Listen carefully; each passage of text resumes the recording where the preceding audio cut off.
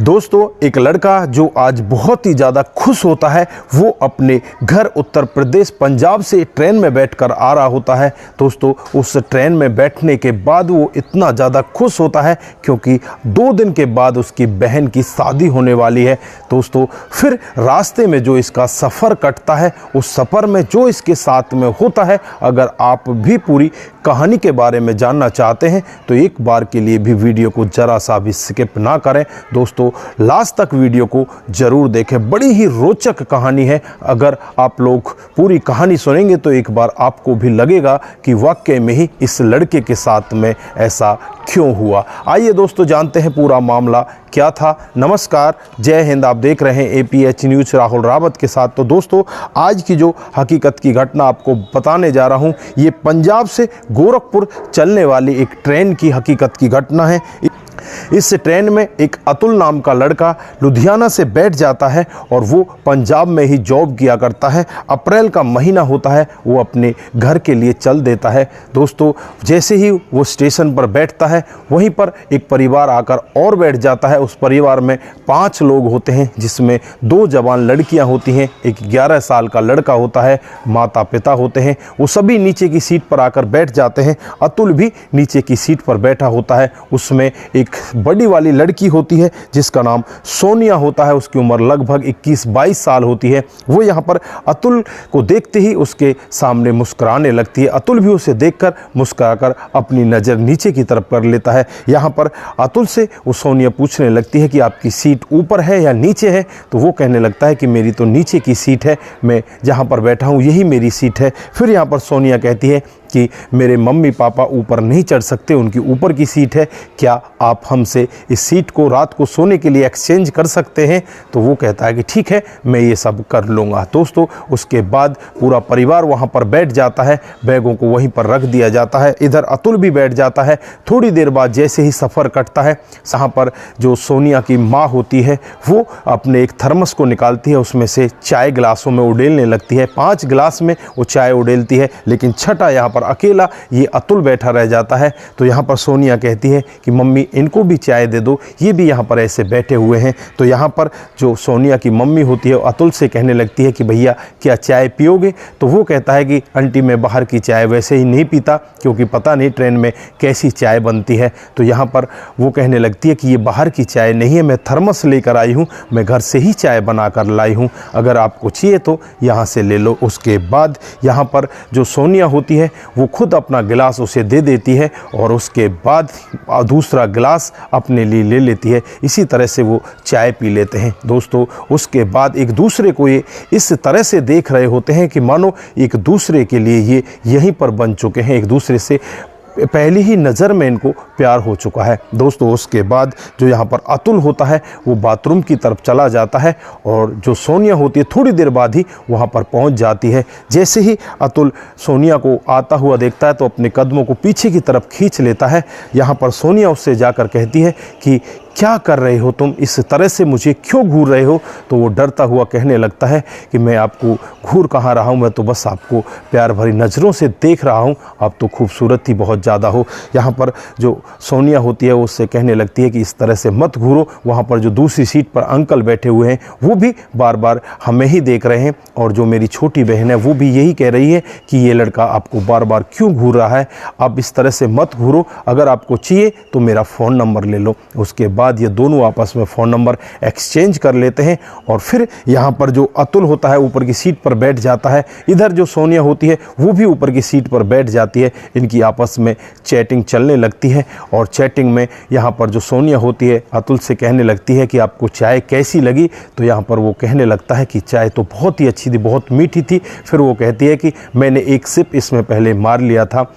फिर यहाँ पर अतुल कहता है कि तभी तो वो बहुत ज़्यादा मीठी लग रही थी। दोस्तों, इस तरह की ये प्यार भरी बातें करते हैं। प्यार भरी बातें करते करते खाने का समय आ जाता है। फिर ये खाना पीना खा लेते हैं और रात को ऊपर की सीट पर एक सीट पर अतुल सो जाता है और दूसरी सीट पर जो यहाँ पर सोनिया होती है वो सो जाती है। दोस्तों, वो सोए तो नहीं होते, बाकी के लोग सो जाते हैं, वो चैटिंग में लगे रहते हैं। लगभग 12 साढ़े 12 बजे का टाइम हो जाता है। आपस में इस तरह से बातचीत करते हैं। यहाँ पर अतुल इतना इतना ज़्यादा उतावला हो जाता है, वो सोनिया से कहने लगता है कि मैं तुम्हारी सीट के ऊपर आ रहा हूँ या तुम मेरी सीट पर आ जाओ। तो यहाँ पर सोनिया उससे कहती है कि ऐसा नहीं हो सकता, क्योंकि ये ट्रेन है और इस ट्रेन में ऐसा हम काम नहीं कर सकते। अगर नीचे अंकल जग गए और भी यहाँ पर लोग सो रहे हैं, अगर उन्होंने एक सीट पर हम दोनों को देख लिया तो बहुत बड़ा हंगामा हो जाएगा। फिर यहाँ पर अतुल कहता है कि अब मेरे से नहीं रोका जा रहा, मैं तो तुम्हारी सीट पर आ रहा हूँ। तो यहाँ पर सोनिया कहती है कि अगर तुमसे नहीं रोका जा रहा तो कोई बात नहीं, मैं नीचे चली जाती हूँ।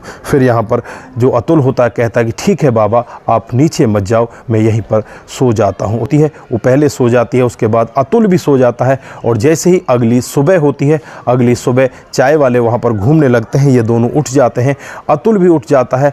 अतुल वहाँ पर अपने बैग को देखने लगता है जिसमें उसका बुर्स वगैरह रखा होता है। दोस्तों जब वो अपना बैग देखता है तो एकदम से उसकी आंखें फटी की फटी रह जाती हैं, उसका बैग वहाँ पर होता ही नहीं। अब अतुल बहुत ज़्यादा व्याकुल हो जाता है। अब सोनिया उसे आंखों ही आंखों में पूछने लगती है कि हुआ क्या है।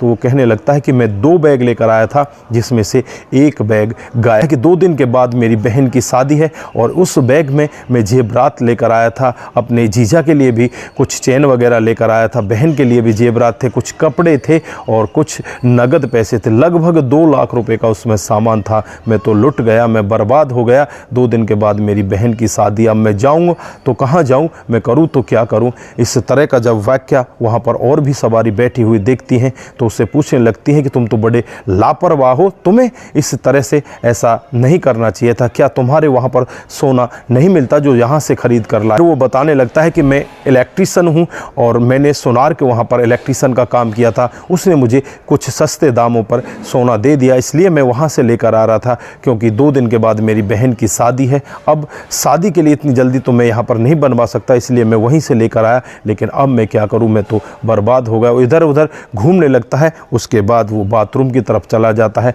सोनिया पीछे पीछे उसके पहुँच जाती है और उससे पूछने लगती है कि क्या हुआ, क्यों इतने ज़्यादा परेशान हो। वो बताता है कि मेरी बहन की शादी 2 दिन के बाद है, अब मैं करूं तो क्या करूं। सोनिया भी यहाँ पर बहुत ज़्यादा परेशान होती है। फिर सोनिया अपनी मम्मी से बातचीत करने लगती है, अपने पापा से कहने लगती है कि पापा इसकी कुछ मदद कर देनी चाहिए, ये लड़का ठीक लग रहा है, इसके साथ में गलत ही हुआ है। तो यहाँ पर पापा कहने लगते हैं कि ऐसे किसी का क्या भरोसा, सफ़र में ये झूठ ही बोल रहा हो, ऐसा कुछ इसके साथ हुआ ही ना हो। फिर ऊपर की सीट पर दो लोग बैठे होते हैं, उनसे वो लड़की का पापा पूछताछ करता है कि क्या ये 2 बैग लेकर आया था।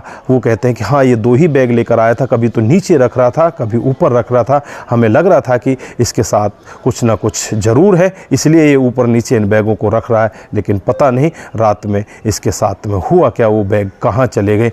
दोस्तों अब इसे भी कुछ यकीन होने लगता है और जो सोनिया का पापा होता है, जब यहाँ पर अतुल आ जाता है तो अतुल से बातचीत करने लगता है, उससे कहने लगता है कि क्या तेरे रिश्तेदारों में कोई ऐसा नहीं है कि जो तुझे पैसे दे सके। तो यहाँ पर अतुल कहने लगता है कि मेरे रिश्तेदारों में ऐसा कोई भी नहीं है, मैं ही उन सब से ज़्यादा पैसे कमाने वाला हूँ।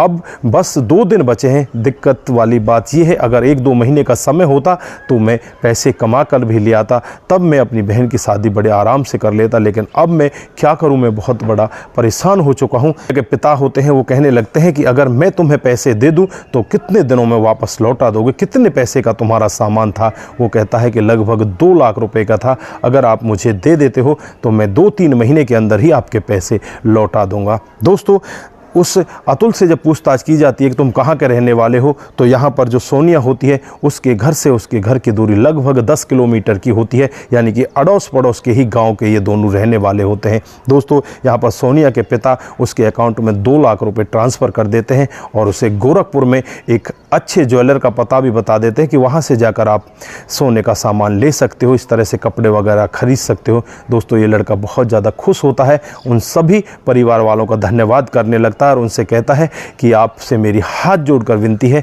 कि आपको मेरी बहन की शादी में ज़रूर आना है। आप लोगों ने मेरी इतनी मदद की है तो आप वहाँ पर भी ज़रूर आएँ, जिससे मुझे बहुत अच्छा लगेगा। दोस्तों यहाँ पर सोनिया उससे कहती है कि हम ज़रूर आएंगे, मैं अपनी मम्मी को मना लूँगी। उसके बाद ये दोनों अपने अपने घर चले जाते हैं और जिस दिन इसकी बहन की शादी होती है उस दिन यहाँ पर जो अतुल होता है बार बार सोनिया को फ़ोन करता है, उससे कहता है कि तुम आ नहीं रही क्या। तो यहाँ पर सोनिया कहती है कि मैं अपनी मम्मी, अपने भाई और बहन को लेकर आ रही हूँ, मेरे पापा तो बाहर गए हुए हैं।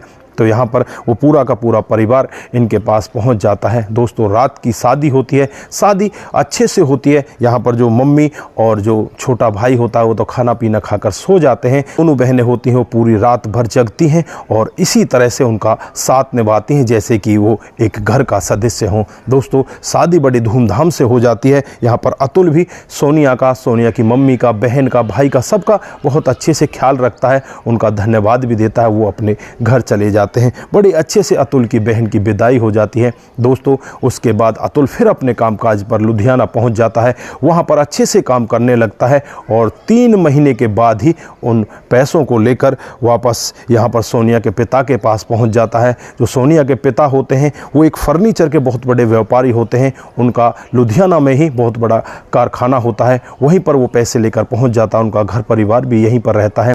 जब यहाँ पर सोनिया के पिताजी उन पैसों को देखते हैं और इस अतुल को देखते हैं तो बहुत ज़्यादा खुश होते हैं और कहने लगते हैं कि तुम तो बहुत ही ज़्यादा ईमानदार हो, 3 महीने के अंदर ही तुमने मेरे सारे पैसे लौटा दिए। इधर जो सोनिया होती है अपनी मम्मी से बातचीत करने लगती है और कहने लगती है कि मम्मी मैं अतुल से शादी करना चाहती हूँ। तो सोनिया की मम्मी भी बहुत ज़्यादा खुश होती है और कहने लगती है कि ऐसा नेक दामाद अगर हमें मिल जाए तो बहुत अच्छी बात होगी बेटा, हम तेरे पापा से बातचीत करेंगे और तुम्हारी शादी दोनों की बड़ी धूमधाम से करेंगे।